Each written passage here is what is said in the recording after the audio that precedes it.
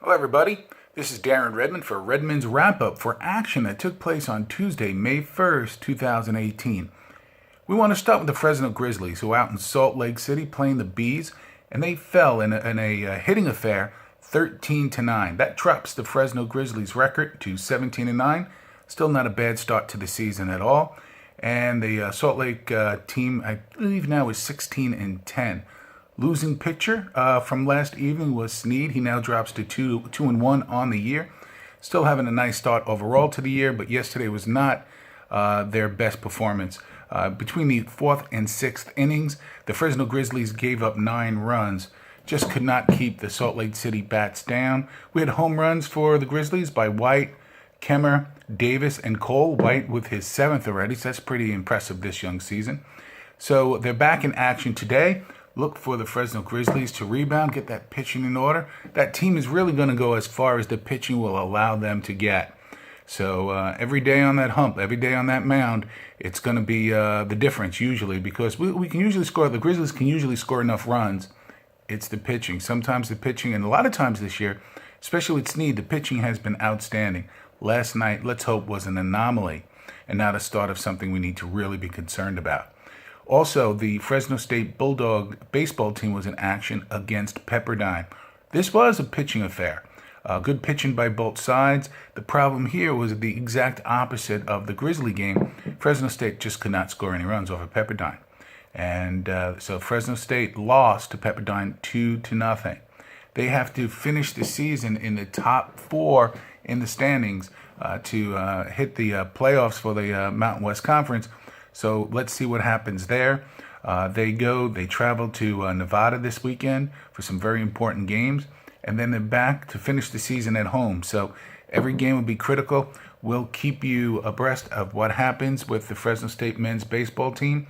And so Hill takes the loss. He's now 3-4 on the year, and we look for them to rebound this weekend on the road. I want to talk a little bit about Major League Baseball, and specifically something that happened this year that hasn't really ever happened since, I believe, the 1930s. And Commissioner Rob Manfred spoke about this. He kind of tried to wave it off, but in my opinion, and this reporter's opinion now, this is an opinion, I think he did it nervously. What happened is there were 6,360 hits. 6,360 hits in the month of April, scattered throughout every major league team. That may sound like a lot, but there were 6,656 strikeouts. That's 6,656 strikeouts. So for the first time in like forever, in a generation, there were more strikeouts than hits during the month. Now, people might say, well, it's a small sample, like Manfred said. It's a small sample. It's just April. Well, by the way, the season started late March.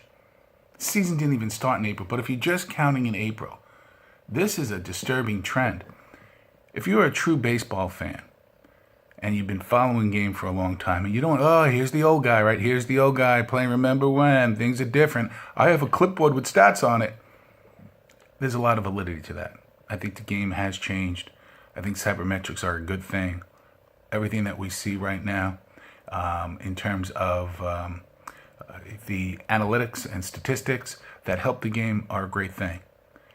But when you just preach launch angle to get home runs like it's a video game, you're going to get strikeouts because there's going to be holes in people's swing. So, for example, if somebody's looking to drive the ball deep down the line, there's going to be holes. There's going to be holes where this person, a competent pitcher, can get through the game. There's also the analytical, statistical people now that say, well, a complete game's not that important. There's also people that preach, and they'll show you a calculator, and they'll try to look smart, and they use all this optic nonsense. Again, not saying that statistics aren't important. They are extremely important. So, it's funny. If you're going to say on one side that statistics are important, and then you're going to ignore the fact that there were more strikeouts than hits, as the great Uncle Tony would say, interesting. Interesting. So you can't just, listen, statistics are not a buffet. You can't just pick and choose the statistics that, make you feel better about your predetermined opinion. This is disturbing. You're not getting a high strike anymore. And it's not like these pitchers are throwing complete games. You had pitchers back in the day that would have 10, 12 shutout complete games all year, not just complete games. Now if somebody throws a complete game, well, it's not that important. We need to keep them to 100 pitchers. And, well, yeah, because what happens is from the early time in the minor leagues up, you are training people to only be able to go 6 innings and to throw 100 miles an hour, but not being able to pull a string on a breaking ball. I watched a game yesterday, for example, where the pitcher was throwing 101 miles an hour, but he's throwing darts right in the middle of the launch angle. So they got up there, swinging first pitch, not getting behind in the count, and they put 3 runs on the board like in a blink of an eye. So I'm not saying the launch angle is a bad thing. I'm not saying cybermetrics is a bad thing. What I'm saying is too much of anything is a bad thing.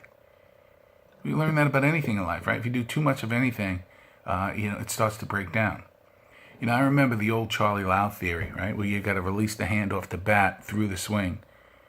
Or they choking up like Felix Mian did, who just to kind of get it through the other side.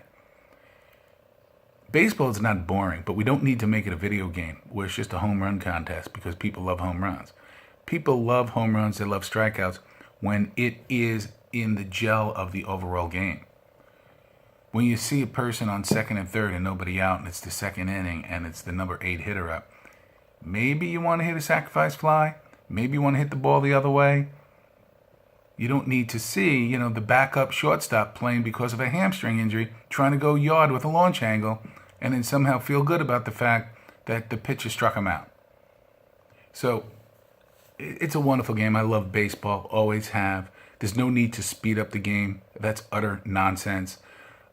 It's the only game played without a clock. It's played without a clock for a reason. So, when I see a disturbing trend, so again, don't talk to me about statistics.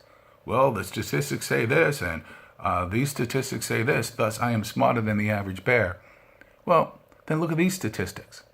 There are more strikeouts than hits, and pitchers are pitching less innings. They're not getting 12 strikeouts in 9 innings, they're getting 12 strikeouts in 6 innings. So it's interesting to me. How do you fix it? You don't fix it. You start playing baseball. You start getting away from the launch angle dependent upon what the count is. Going the other way, bunting, making sure that you're just trying to drive the ball up the middle. Small ball works. Ask Joe Torre's Yankees. They can hit a home run deep whenever they needed it. Paul O'Neill, Darryl Strawberry when he was with the Yankees. Just the list goes on and on. But when they needed to, boy, they'll drive that ball right up the middle. Base hit over the second baseman's head. Jeter scores. Small ball works. So, yeah, the game has to change and it has to evolve. But if you're just going to put your money on launch angles and look at all these strikeouts, and wins don't really matter for pitchers anymore. It's the whiff. It's Stop with the acronyms to make yourself sound important. Is the game better? Are there more acclaimed people? Why can't there be a pitcher that's going to pitch 300 wins anymore? Since when is your on-base percentage, is that not important? So just something to think about as we move forward in the baseball season. Tomorrow we're probably going to talk about the rumors about Mayfield going to the Patriots.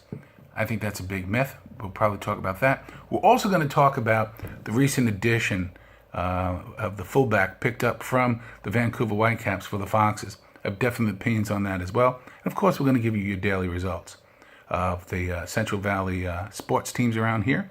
And listen, Uncle Tony is going to talk about that collapse by the Predators. Was it a collapse or was it just the Jets saying, hey, no, not tonight? So you're going to talk about that with Uncle Tony. We're going to talk about that with Serge, the hockey guru. So much going on. We appreciate what you're doing. And stay tuned for some of the stuff that's going on here at FHT Sports. We are changing the dynamic of sports and the way it's reported here in the Central Valley and beyond. You're a big part of that. Great news to come. Thank you very much. This is Darren Redmond from Redmonds Wrap Up. Please like, subscribe, comment right there on the YouTube channel itself. We appreciate when you spend a little time with us each day. We want to interface with each and every one of you. Have a great day.